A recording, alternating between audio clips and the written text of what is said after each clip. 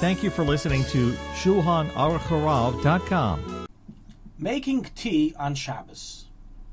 Is it permitted to make tea using a bag of tea or tea herbs on Shabbos with hot water, or does doing so touch upon the prohibition of cooking on Shabbos? So while many of us may have heard, seen, or practiced to allow preparing tea on Shabbos in a certain method, others avoid doing so totally and make sure to either not drink tea on Shabbos or to make tea essence from before Shabbos. In this halacha we will clarify the positions, the issues involved, and what is the final ruling.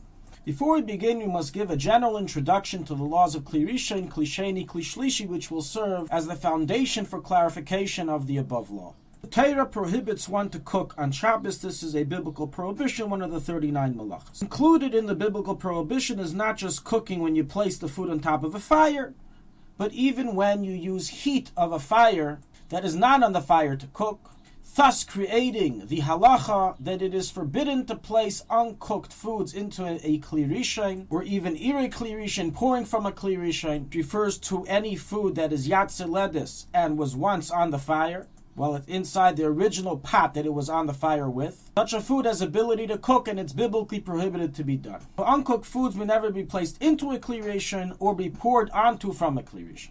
Regarding a Kli Sheni, a very hot Kli Sheni has the same status as a Kli Rishon, and we consider it to be able to cook. Some say this is defined as water liquid that is so hot that if you put your finger inside, you would automatically burn and you would have to take it out.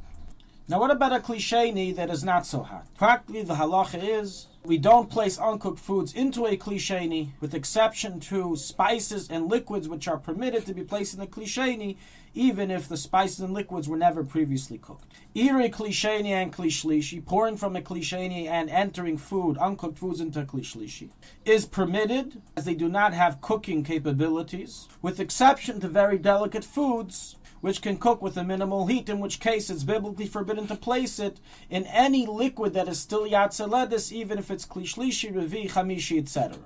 Now that we have the general laws, let's now analyze it regarding tea, whether it be herbs or tea bags and the like.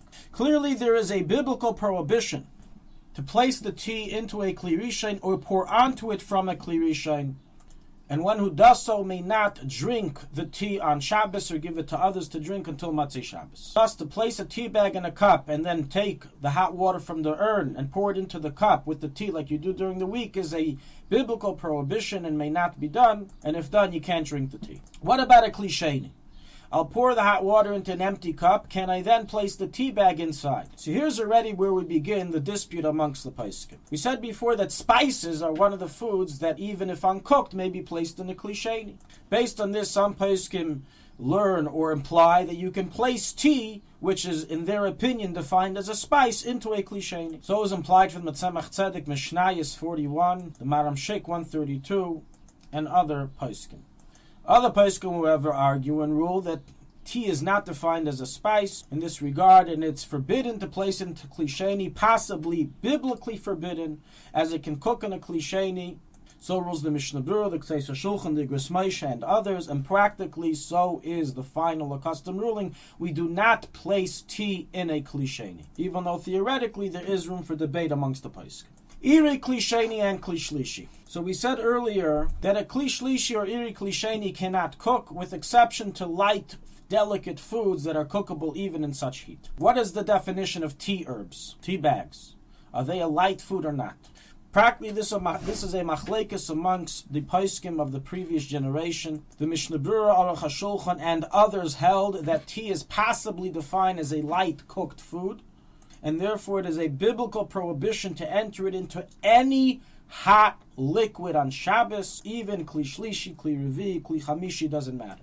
Other poskim, however, rules, so rules the Ktseis HaShulchan, the Pri Megadim, application of the Tzemach Tzedek, Maram Shik, Igros Moshe, Or L'Tzion, and others. So we can't just assume whatever we want is considered a light food. We have a tradition of foods that we receive from the Chachamim, and there's no reason to assume that tea is included in those light food categories, and therefore they rule it is permitted to make tea using a Kli Shlishi or Irei Kli Sheni.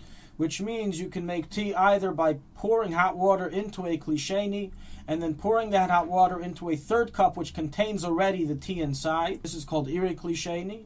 Or by pouring the water into an empty cup, meaning a second empty cup, and then placing the tea inside that cup, which is kli shlishi. Practically, many Yidden do suspect for the former stringent approach and do not make fresh tea on Shabbos. They either make tea essence before Shabbos or they cook the herbs before Shabbos, but they don't make fresh tea on Shabbos if the water is yatzaled. Many others are lenient in accordance to the lenient approach that we brought, and practically according to the ruling of the Chabad Poskim, as we mentioned, the Tzemach Tzedek, the Ktseis Shulchan, and others, one may make tea on Shabbos using ire kli sheni or kli shlishi. The first pour water into the empty cup, and pour from that empty cup into a third cup, and you have a choice whether to already place the tea in the third cup before you pour the water, or to enter the tea into the third cup after the water is already poured. Thank you for listening to Shulchanaruchharav.com. Our free services of making Torah knowledge available to the public depends on donors like you. Please help us continue our work through making even a small contribution at Shulchanaruchharav.com under the Daily Halacha Dedication section or in the subscription page. Also, check out our online courses and many sefarim available for purchase that will both enhance your Torah knowledge and help support our work.